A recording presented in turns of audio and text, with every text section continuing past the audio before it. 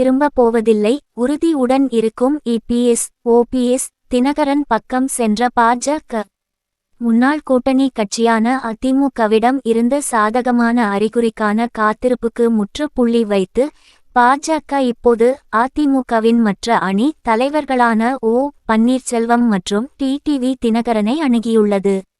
அதிமுக தலைவரும் முன்னாள் முதல்வருமான எடப்பாடி பழனிசாமி தனது கட்சி பாஜகவுடன் மீண்டும் இணையாது என்று வெள்ளிக்கிழமை மீண்டும் வலியுறுத்தியதை அடுத்து இந்த நடவடிக்கை எடுக்கப்பட்டுள்ளது.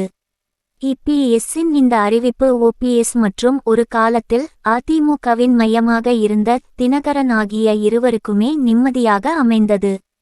தேசிய கட்சியின் அழைப்புக்காக ஆவலுடன் காத்திருந்தவர்கள் மாநில அரசியலின் ஓரங்களில் இருந்து மீளவும் தங்கள் அரசியல் வாழ்க்கையை புத்துயிர் பெறவும் இது ஒரு வாய்ப்பை வழங்குகிறது. கடந்த செப்டம்பரில் பாஜக தலைமையிலான தேசிய ஜனநாயக கூட்டணியில் இருந்து வெளியேறியதை மீண்டும் குறிப்பிட்டு கடந்த வெள்ளிக்கிழமை பேசிய இபிஎஸ் கட்சியின் நிலைப்பாட்டில் எந்த மாற்றமும் இல்லை என்று தெரிவித்தார்.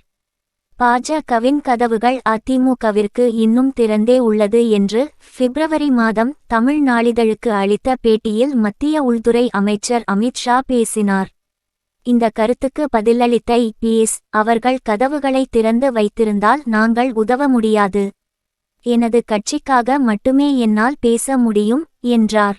இந்த அப்பட்டமான நிராகரிப்புக்கு பிறகு வெவ்வேறு நபர்கள் மூலம் நடத்தப்பட்ட அதிமுகவுக்கான அதன் தொடர்பை முடிவுக்கு கொண்டுவர பாஜக தலைமை முடிவு செய்ததாக வட்டாரங்கள் தெரிவித்தன. அதிமுக இல்லாத தேசிய ஜனநாயக கூட்டணியை தமிழகத்தில் வலுப்படுத்துவதே கட்சியின் இலக்கு என்று முடிவுக்கு வந்துள்ளது. இதுகுறித்து ஆர்எஸ்எஸ் தலைவர் ஒருவர் கூறுகையில், பாஜக தற்போது ஓபிஎஸ் மற்றும் டிடிவி ஆகியோரை அணுகி எங்களுடன் இணைவதில் அவர்களின் ஆர்வத்தை ஒப்புக்கொண்டுள்ளது என்று கூறினார். வெள்ளிக்கிழமை பிற்பகலில் புதிய பேச்சுவார்த்தைகள் தொடங்கப்பட்டன என்றும் அவர் கூறினார். கடந்த பல நாட்களாக ஓபிஎஸ் தனது சொந்த ஊரான தேனியில் இருக்கிறார்.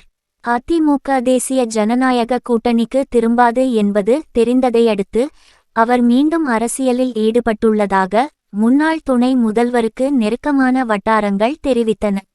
இப்போது அவரது பரம எதிரியான அதிமுகவுடன் பாஜக பேரம் பேச பலமுறை முயற்சித்து வரும் நிலையில் ஓபிஎஸ்ஸிற்கு வாய்ப்பளிப்பதில் பாஜக தயங்கியதால் அவர் மனமுடைந்து போனார்.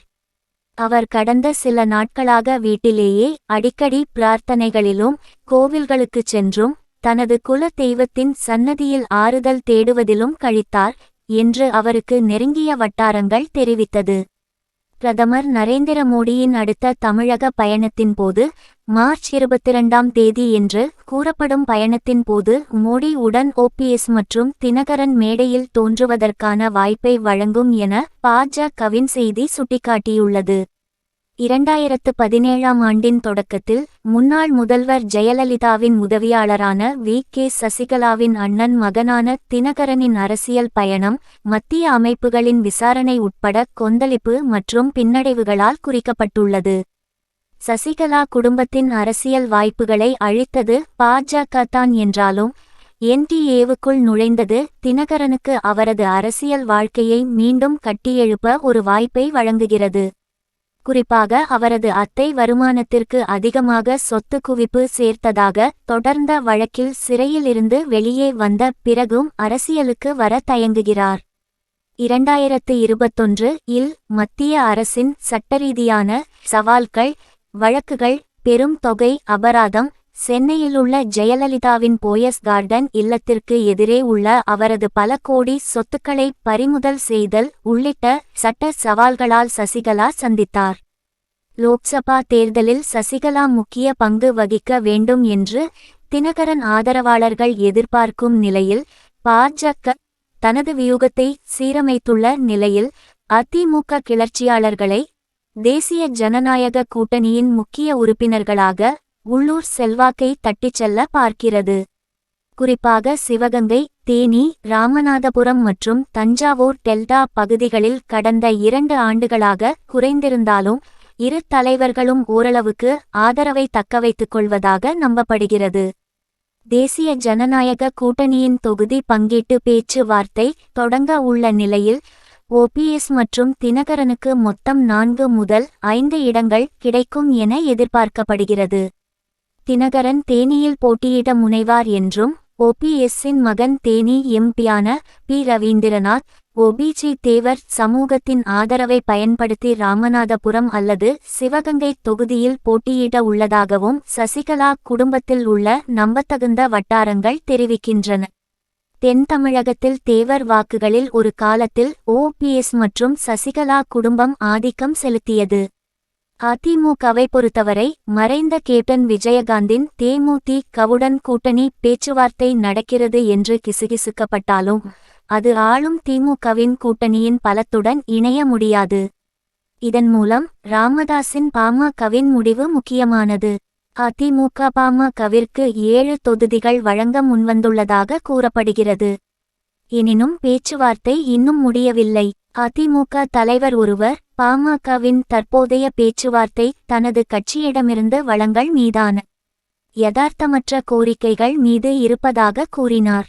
என்டிஏ கூட்டணியில் கேபினட் இலாகாவை இலக்காக கொண்டு பாமக பாஜகவுடன் பேச்சுவார்த்தை நடத்தியதாகவும் தகவல்கள் வெளியாகியுள்ளன. பாஜக மற்றும் அதிமுக ஆகிய இரு கட்சிகளுடனும் கடும் பேரம் நடத்த பாமக முயற்சிக்கும் அதே வேளையில் 2009, 2011, 2014 மற்றும் 2016 தேர்தல்களில் பின்னடைவை சந்தித்த நிலையில் தற்போது 4 விழுக்காடு வாக்குகளை பெற்றுள்ள நிலையில் கூட்டணிக்கு வெளியே முத்திரை பதிக்க போராடும் என்பதும் தெரியும்.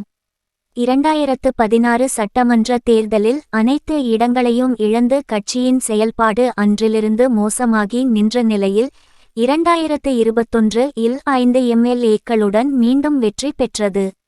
ஆனால் இதுவும் அதிமுகவுடன் கூட்டணி வைத்ததாலே சாத்தியமானது. அதன் லோக்சபா முடிவுகள் இந்த சரிவை பிரதிபலிக்கின்றன. 2009 இல் ஒரு எம்பி கூட இல்லை. 2014 இல் ஒரு எம்பி மற்றும் கடந்த தேர்தலில் ஒரு எம்பி கூட இல்லை. இதுதான் பாமகவின் தேர்தல் வரலாறு. ஆகியால் பாமகவின் தேர்வு பாஜகவை விட அதிமுகவையே தேர்வு செய்யும். இதன் மூலம் திமுக கூட்டணி எல்லா தொகுதியிலும் எளிதாக வெற்றி பெறும்.